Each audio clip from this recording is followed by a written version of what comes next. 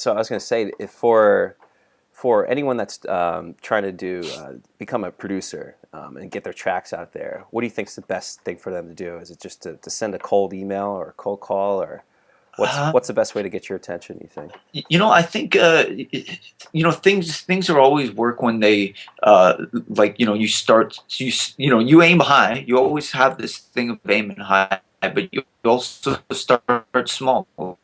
Just try to get in your local scene. Hook up with good artists, and with like a lot of these different say movements in music that have historically have taken off. It's always just been dudes handing out tapes to each other and literally licking them and mailing them to each other, or people living in the same area that just set up guitars and they just went back and forth in certain areas of the city. And I don't know, maybe just find a crew that works with you and have a positive attitude that people kind of maintain, that if I get there, I'm bringing you with me and we can just build this thing together, and it's fail safe. It'll work, it's and I mean, unless you're a one-man show and you just really want to do it yourself, but it is really a communal network thing. Like you can sit in your basement making amazing music, but you need people to listen to it, and you need people to help you get it out there. And so I feel like with it's about forming good relationships. With like basic networking and like relationship skills, you can just follow that process and get your songs out there. No doubt. I feel like a lot of people are looking for the magic bullet. Like what do I say? What do I say in an email that's going to get like Matt Derry to play my track automatically? And then you'll see like these info products that say like learn exactly how to get your tracks in front of people like Matt Derry, and I find like the magic bullets it just doesn't work. But if you put in the work with just basic networking skills, you can definitely like create a community and whatnot, like you said. When I was in Berlin, it's funny. I just went. I used my photography skills actually, and then I went and found different DJs, and they always need, especially guys who are up and coming. They always need good promo material. So I used to take photographs of these guys in a non-gay way. Yeah. And then I would show them. I'd be like, and this is usually in like my broken German. I'd say, here's your photo. Do you want me to email this to you? And they'd be like, oh, yeah. And so, I had like some guys who were on the come up, and even like established guys who wanted the photos. And then from there, I was able to create a relationship with them. That's very tactful, and actually, you're helping him. He needs good press shots too. They're few and far between. You catch him in the act. That's I've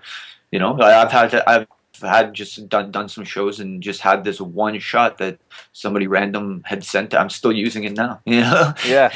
And we're good friends, but no, I think any way that you can, you could with basic network skills get in there, but at the end of that rainbow's got to be a good product too, you know. And but you got to one thing to keep in mind is these guys are DJs. This is their life. They have to do this. They got to tour all the time, and they need new music. They need it, So if you're giving them something that's helping them, get their work done, and do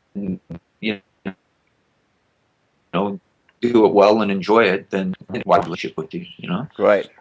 One more question about producing, then we'll get into DJing and live performance. Sure. What's your process look like when you're creating a song? For some people, when writers okay, I'll sit down and I'll free write for 30 minutes, then I'll take a coffee break, go to the bathroom, then I'll write for another hour. Do you have what's your process look like? Yeah, there's no breaks. It's pretty much get in there and just keep doing and plugging at it until I feel like it's abusive. It's like it's taking those breaks, I find kills my my train of thought, and if I keep it's kind of obsessive sitting there and plugging at it, but I really approach it from myself. I mean, I approach it from a very visual point, music and the image I get in my head, and setting a soundscape has always been at the basis of making my productions, and this kind of ties in with sound design, obviously, but really ties in with the melodic harmonic element too. You know, like you can really paint a picture with those elements, and especially having synthesizer at your disposal, you know, it gives you more control to make the atmosphere that you want. You know. And you know, the music kind of does the mood, you know. Great. So you say you sit there till you got it, so you can go like, yeah, exactly, until that picture's painted. Or you know, there are times where I've gotten close and laid the groundwork, and you know, half of the picture's been done, and then I'll come back years later and really still have that image in my head and be like, okay, now I got the right ingredient of how to, you know, finally put that last stroke on it, you know. But you know, then there's been times I've left a project and really had a clear image, and then come back and I've been like, what was I even thinking, man? You know. How much is it when you're producing? It's hard to ask, like, you know, a painter how he paints, or obviously a producer how he produces, but are you thinking in your head, like, do you hear the sound in your head and then you're trying to create it, or are you just like kind of like just trying to do it on the fly? You know, for sound design, I may have like a very basic idea in my head of what I want to do, and then I'll start plugging away at it. But then there's all these other little tools on your synthesizer that you could do to tweak the sound to make it fit your mix. So there's like happy accidents. Okay, so you could start adding the you know, the little glitters to it with you know, different tweaks on the synthesizer. So you know, it starts as a simple idea, and then really evolves into something really cool, you know. Awesome. And how many tracks are you laying down a week or a month? Do you have a set schedule, or?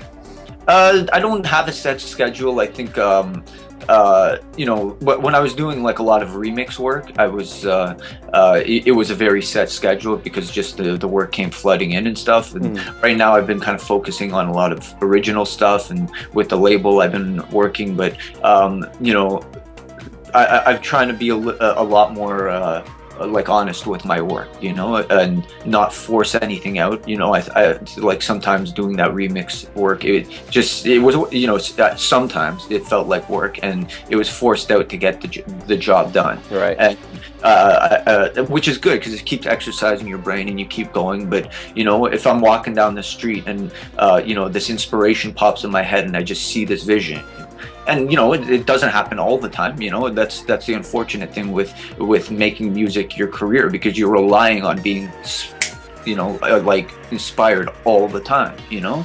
And you know, I like to just, you know, approach something honestly from like a real inspirational moment, and you know, that can hit you anywhere, as long as you got it there in your head and you remember it and bring it back to the studio and start plugging away at it. So I can say there's a bit of sometimes a preconceived notion of where I want to go with it. Right. You know? Right. Tell me about the Kaskade 4 a.m. mix. Last question about producing the remix. Yeah, that was love that song.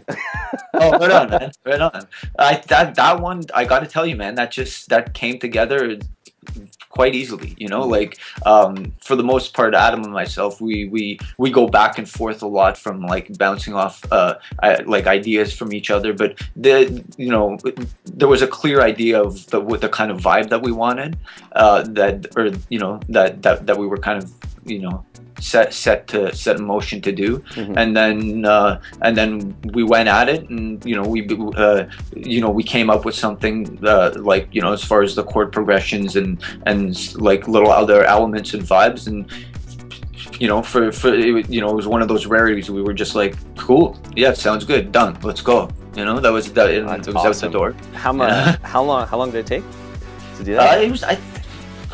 It wasn't more than, honestly, I think it might be like even like a day or two. I don't think more than 3 days. That's great. That's max, yeah. And so what happens? Does he send you did he request it, or his studio request it? Yeah, we like, you know, people, this is a perfect situation. People were like, that it was explained, people were onto our sound, and we were approached, you know, by him and his guys, and they said, you know, I dig your sound, and can you do this with, you know, because that song was originally like kind of like an indie type rock song. I don't know if you heard the original. It's actually really cool, you know. Mostly acoustic, right? Yeah, it was an acoustic track, but and the vocal was really nice, and it was soaring. You know, it was something that you know you can listen to that vocal and just be inspired in really many ways. And you know, with the direction we took, luckily worked. You know, it's awesome. And did they send you the Logic files or Pro Tools or anything like that? Or no, just the acapella. We just literally used just the vocal. I mean, like myself, like I like approaching these remixes with just the vocal. Sometimes, to tell you the truth, I don't even listen to the original because it kind of it may set something off and push me in a direction.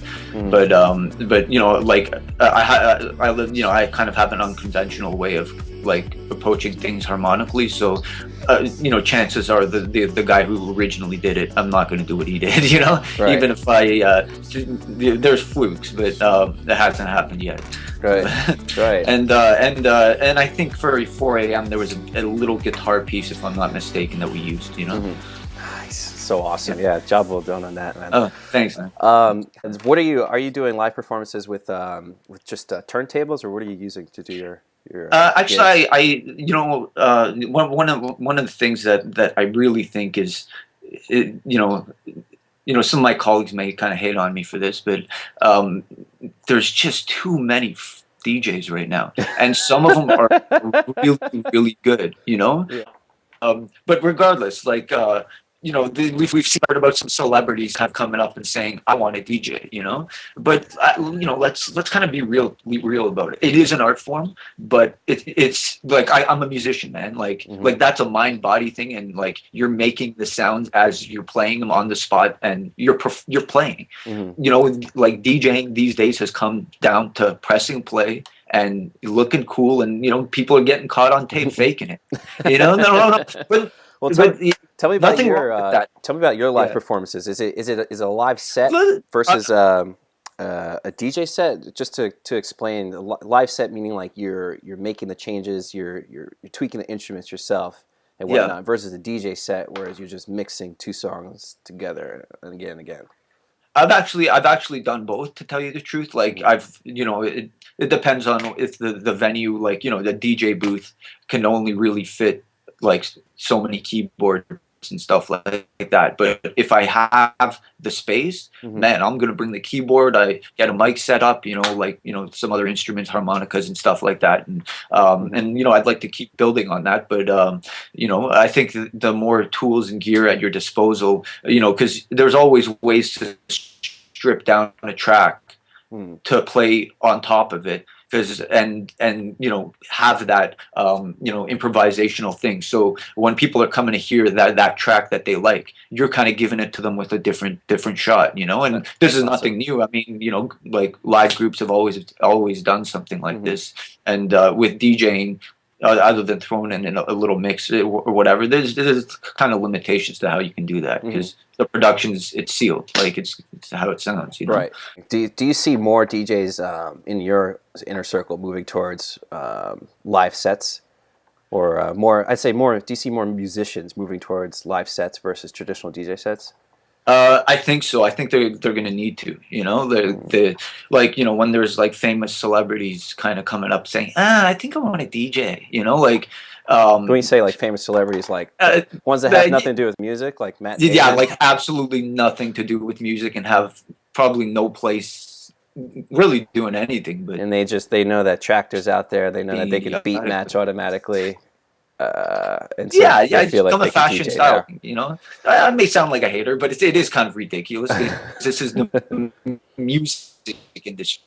There's music, but it's music. You should know that language, you know. And you know, I mean, I think when people approach it from a live thing, right on, like bring the music back to the business, you know. And what do you like most about live performances? Just because, like, a lot of my audience, you know, they're up and coming DJs and whatnot. They may not have had the experience of like playing their songs in front of a crowd of people who are just jumping and screaming. So, what do you like most about live performances? That's it. You know, it's just what I'm doing is getting people off, you know, and they're enjoying their night. And then, you know, somewhere during the set, you know, I throw on one of the original productions, and they know it. You know, they're like, yeah, right on, man. You know, and you know, that's the thrill, that like, you know, my productions, you know, like are getting people, you know, my work in the studio, I get to see it out there, like, you know, out there in the scene, like doing its job, you know. Awesome, man. Yeah. Awesome, man. Cool. Any advice for anyone that's wants to be DJ or producer? I do have, because number one is like, you know, just help one another. That's how it's gonna work, you know. Like, you know, everybody rises together, has like, you know, the same mindset as far as succeeding and stuff. And I think the attitude of people working together and stuff like that is the most important thing, you know. You know, you could make music, you know, with you know, many different people or whatever, but if you really find people that you can like outside of the music, that everything's cool, then, you know, it just lives longer, man, you know. It's good. Awesome. Yeah. Work together. Well, yeah, work together and just respect. That's it, you know. And you know, I think it'll make for a better playing field, you know, you know, a cleaner playing field. And you know, these are just, you know, things I've seen like witness have gone wrong, you know. And you know, but you know, it's you know, as long as my own attitude doesn't change, then that's cool. Cool, man. Well, sweet, dude. Thanks again for doing this interview, man. It was awesome. Yeah, no problem, man. And yeah, let's be in touch, brother.